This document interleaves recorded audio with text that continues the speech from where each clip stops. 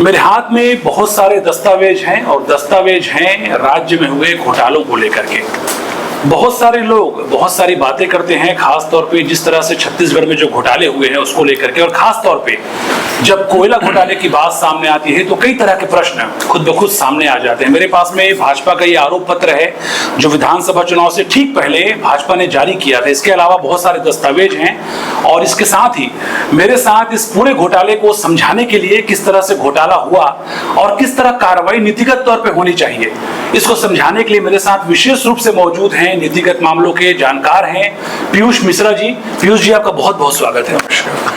पीयूष जी के बारे में आपको बता दूं, चाहे भाजपा की सरकार की बात हो चाहे कांग्रेस की सरकार की बात हो, हर एक क्षेत्र में इन्होंने बकायदा असाइनमेंट को पूरा किया है। बहुत सारे काम इनको तकनीकी तौर पर मिलते रहे हैं और ऐसे कामों को पीयूष मिश्रा अंजाम देते रहे हैं। ऐसे में मुझे ऐसा लगा कि जब कोयला मामले घोटाले की बात सामने आ रही हो तो किसी ऐसे व्यक्ति से बातचीत करनी चाहिए जिनको टेक्निकल तौर पर इन बातों की जानकारी हो। इसीलिए मैं पीयूष जी के पास आया हूँ। पीयूष जी, छत्तीसगढ़ में खनिज संपदा अकूत मात्रा में है और जिस तरह से हम देखते हैं कि लगातार एक छत्तीसगढ़ महतारी का शब्द लगातार हमारे जहन में सामने आता है, लेकिन यह भी हमको देखने को मिला कि इसी छत्तीसगढ़ की छाती को यानी कि कोल को पूरी तरह से चिरहरण कर दिया गया। क्या लगता है आपको, आखिर इसके पीछे उद्देश्य क्या रहा जिन्होंने किया, और जिस तरह पूरा एक सिस्टम बना के काम किया गया, आप कुछ छत्तीसगढ़िया हैं, क्या कहेंगे इस पूरे घोटाले को लेकर के? देखिए, जहां पे गुड़ होगी मक्खी तो वहां हमेशा रहेगी। तो इस तरीके से छत्तीसगढ़ आप देखें एक लॉन्गिट्यूडनल स्टेट है हमारा, पूरी लंबाई में है इसका क्षेत्रफल, और यहाँ पे जो खनिज संपदा है वो प्रचुर मात्रा में है। आप देखें तो कोयले का भंडारण हमारे पास देश का तीसरा सबसे बड़ा भंडारण है, आयरन ओर का दूसरा सबसे बड़ा भंडारण है, टिन हमारे यहाँ 35% होता है, लाइमस्टोन 16% होता है, और ये सब तब है जब हमारी ओवरऑल क्षेत्रफल आप देखें तो सिर्फ 4.5% है और उसका आधा जनसंख्या का हमारा शेयर है 2%। तो इतने कम जनसंख्या वाला, इसको कहा जाता है, एक फिजिक्स में भी टर्म आता है एफिकेसी।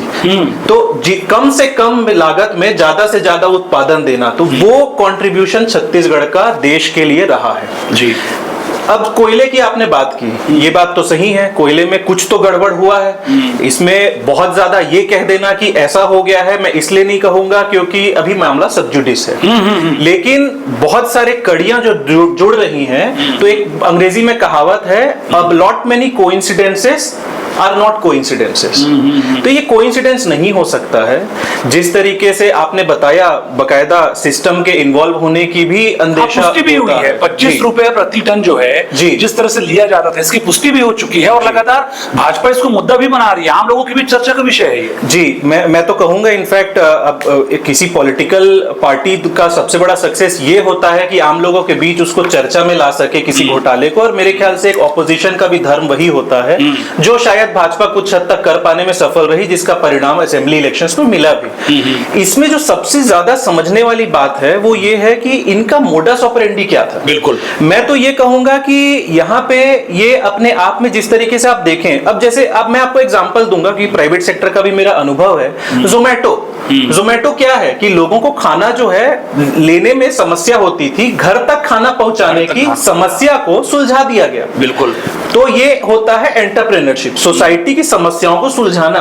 बिल्कुल, मैं ये कहूंगा कि यहाँ पे जो कोल स्कैम का जो पूरा मोडस ऑपरेंडी था वो इस स्कैम के क्षेत्र का एंटरप्रेन्योरशिप है। जिस तरीके से ऑनलाइन सिस्टम कहीं भी होता है, चाहे मनरेगा का डायरेक्ट बेनिफिट ट्रांसफर हो, पेंशन योजना हो या फसल बीमा योजना का राशि स्थानांतरण करने वाली बात हो, सब कुछ ऑनलाइन हो रहा है। ऐसे समय में जो आप 2015 का जो आदेश देखें, वो भी directorate of geology and mining से जो हुआ वो ऑफलाइन करने का हो गया। बिल्कुल, अब यदि इसमें कोई कहे भाई सर्वर इशू है, तो सर्वर इशू वाली बात कौन समझेगा? हमारे फोन पे पेटीएम में सर्वर इशू क्या था, ये दिख रहा था, ये आप कहना चाह रहे हैं? ये बहुत हद तक साफ था, और ये सबसे बड़ी विडंबना है कि ये बात समझने में इतना टाइम लग गया कि 2 साल में जो फिगर्स आ रहे हैं वो बहुत ज्यादा चिंताजनक है कि 540 करोड़ यानी हर दिन का 75 लाख रुपए जो है वो छत्तीसगढ़ का बर्बाद हुआ है, और गलत लोगों के जेब, यहाँ जो मेहनती लोग हैं उनके मतलब जेब पे डाका डाला गया, कुल मिलाकर के उनके पेट को काटा गया। मैं तो ये कहूंगा कि उनके पेट को काटा ही नहीं गया, उनके साथ एक बहुत क्रूर और भद्दा मजाक हुआ है। ये पूरा एक, मैं तो कहूंगा कि जैसे एक बड़ी कंपनी एक कॉन्ग्लोमरेट कहलाती है,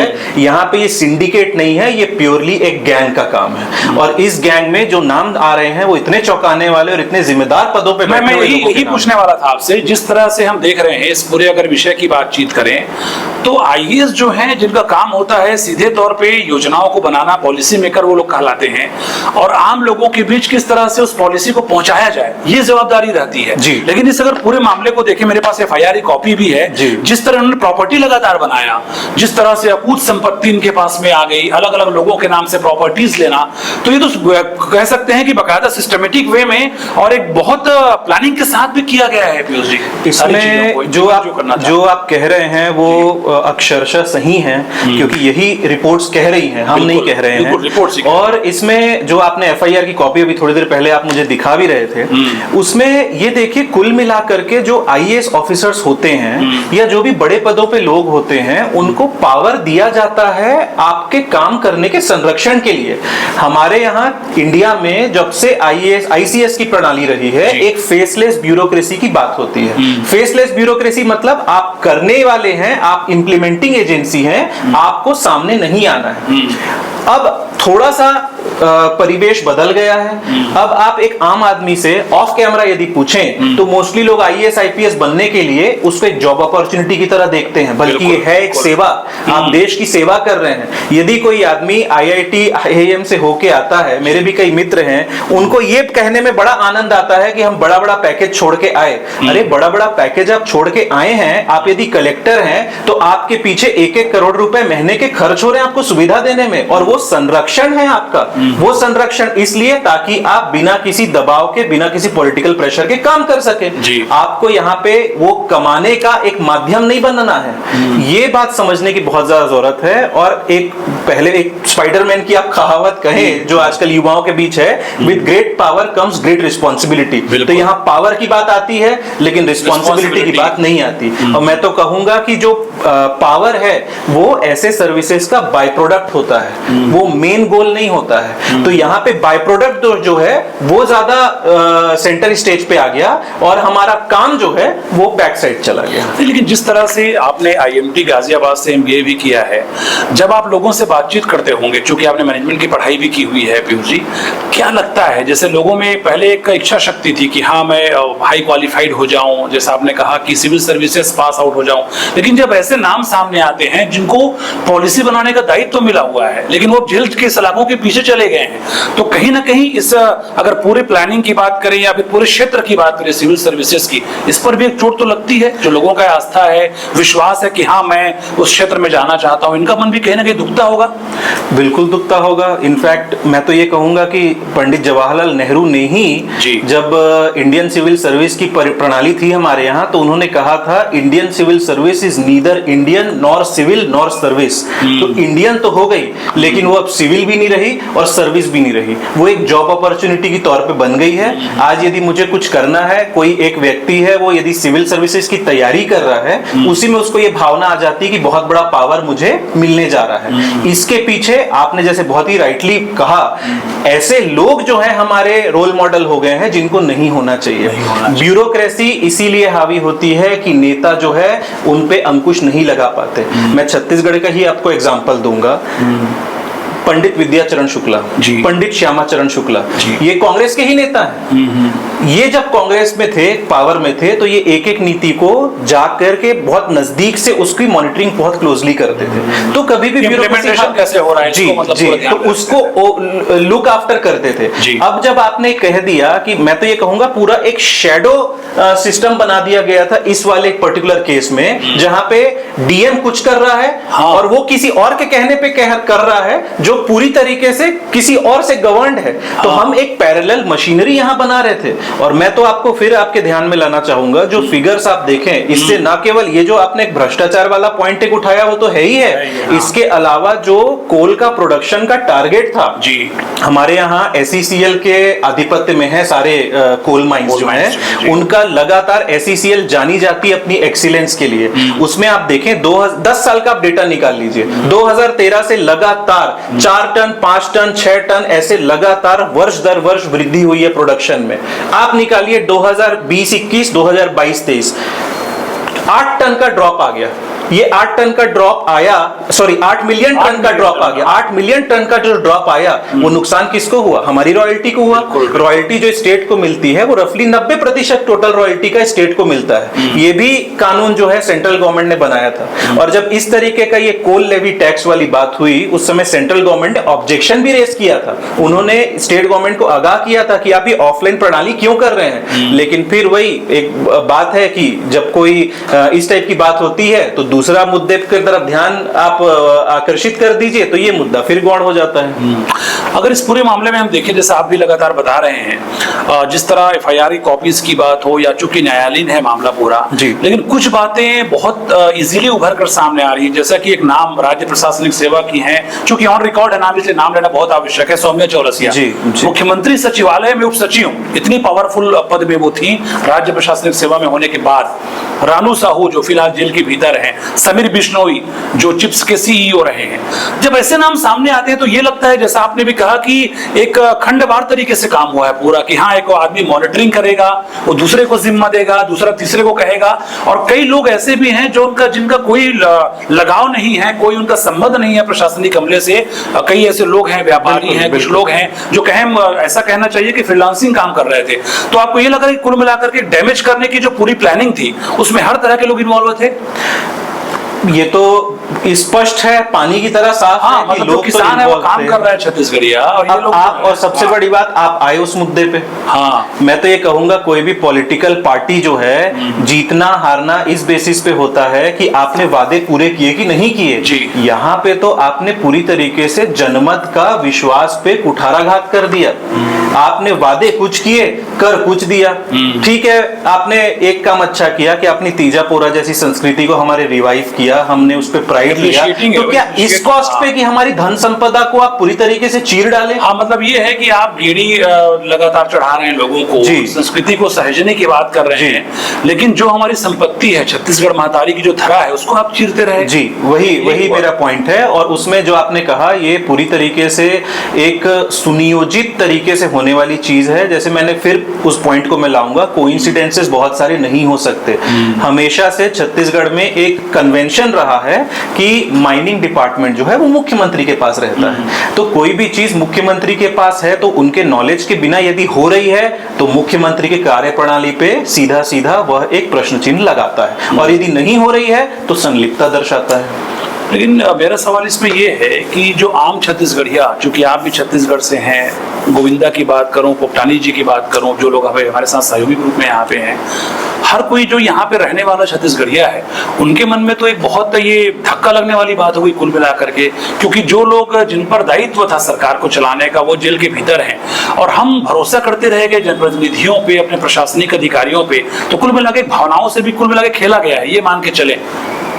इसमें भावनाओं से तो पूरी तरीके से खेला गया है। और मैं ये कहूंगा कि छत्तीसगढ़ की जनता जो है वो बहुत ज्यादा जागरूक है, और जब भी इसको ऐसा मौका मिलता है, हमारी जनता, हमारे छत्तीसगढ़ के लोग, वो बेचारे भोले भाले होते हैं। छत्तीसगढ़ी में कहावत है, लड़े ले टरे बने।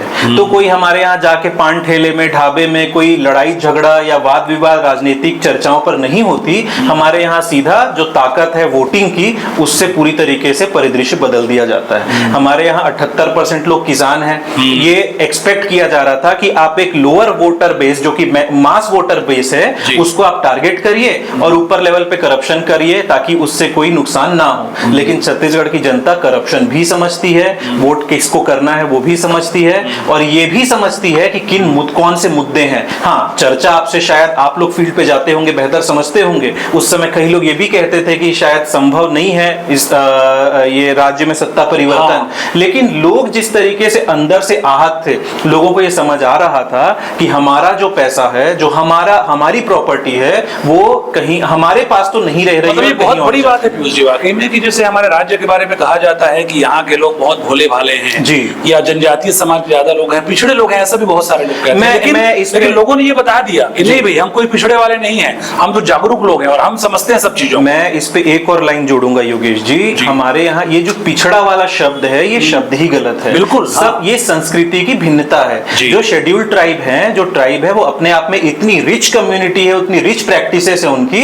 और इतनी उनके रिच ट्रेडिशंस हैं जिसको बेसिकली अभी तक सामने नहीं लाया गया। रिसर्च होता है, उन पे रिसर्च होता है। और आप देखिए जहां जहां पे ट्राइबल पॉपुलेशन ज्यादा है, सिर्फ छत्तीसगढ़ नहीं इंडिया में भी जहां जहां ट्राइबल पॉपुलेशन ज्यादा है वहां पे सेक्स रेशियो हमेशा 950 980 प्लस रहता था।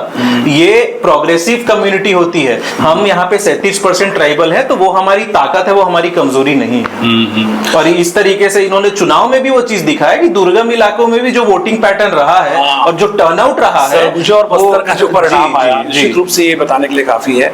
आखिरी सवाल है, चूंकि आप निजी क्षेत्र और सरकारी क्षेत्र दोनों में सेवाएं दे चुके हैं, बहुत सारे असाइनमेंट जैसा मैंने शुरू में ही बताया आपने कंप्लीट भी किया है, आपका एक्सपीरियंस क्या बोलता है ऐसे मामलों को लेकर के आगे क्या इसमें होने वाला है? हालांकि जो होगा कानून अपना काम करेगा, लेकिन ताकि भविष्य में ऐसी चीजें सामने ना आए, कोई अगर इस तरह की संपदा को लूटने के लिए प्लानिंग कर रहा हो तो उसको मन में डर रहना चाहिए कि हाँ अगर ऐसा मैं करूंगा तो मैं अंदर जा सकता हूं, मेरे ऊपर कार्रवाई हो सकती है। आपको क्या लगता है, जिस तरह का रिसर्च रहा है, क्या ऐसे मामलों में होना चाहिए आगे? देखिए ऐसे सिस्टम्स में जितना ज्यादा हम ह्यूमन इंटरवेंशन यानी लोगों का इन्वॉल्वमेंट और उसमें सहभागिता जो ऑफिसर्स हैं उसको जितना मिनिमाइज कर सके और जितना चीजों को डिजिटल और फेसलेस प्लेटफॉर्म पे ला सके, वो इसका एकमात्र इलाज है।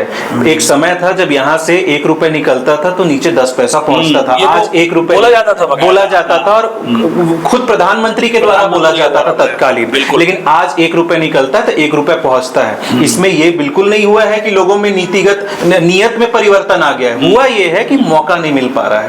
नीतियों में परिवर्तन हुआ है और नियत जो है वैसे तो नीतियों में परिवर्तन करना पड़ेगा, क्योंकि किसी के नियत की गारंटी आप नहीं ले सकते। तो यहाँ पे जो ऑनलाइन सिस्टम था, वो ऑनलाइन सिस्टम जब सुचारू रूप से चल रहा था तो क्या ऐसे कारण निर्मित हो गए कि उसको आपको ऑफलाइन करना पड़ गया?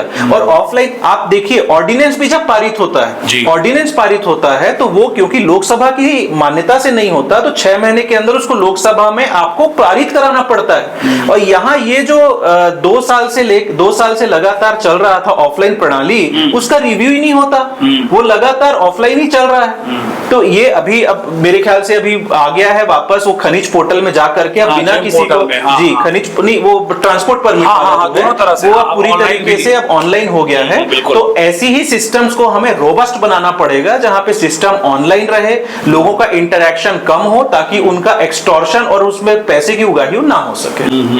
आपने बहुत समय दिया और महत्वपूर्ण जानकारियां हमारे दर्शकों को साझा करी, और आपको हम बता देना चाहते हैं कि लगातार हमारे इस YouTube चैनल में, जैसा कि पीयूष जी बता रहे थे, हम इनको हर एक विषय में लेकर आते रहेंगे। हम जानने का प्रयास करेंगे कि आखिर किस तरह से सरकारी तंत्र काम करता है और आने वाले दिनों में जो सरकारी सिस्टम में कई जगहों पे जो खामियां आ चुकी हैं उसे किस तरह से दूर किया जाए। तो बिल्कुल जैसा पीयूष जी बता रहे थे, लगातार मुद्दों को लेकर हम आपसे जुड़े रहेंगे और आपके सुझाव हमारे लिए बहुत महत्वपूर्ण है, इसीलिए अपनी बातें कमेंट्स बॉक्स में अवश्य लिखें। फिलहाल मेरे सहयोगी गोविंदा, पीयूष जी और मुझे दीजिए इजाजत। नमस्कार, जय हिंद।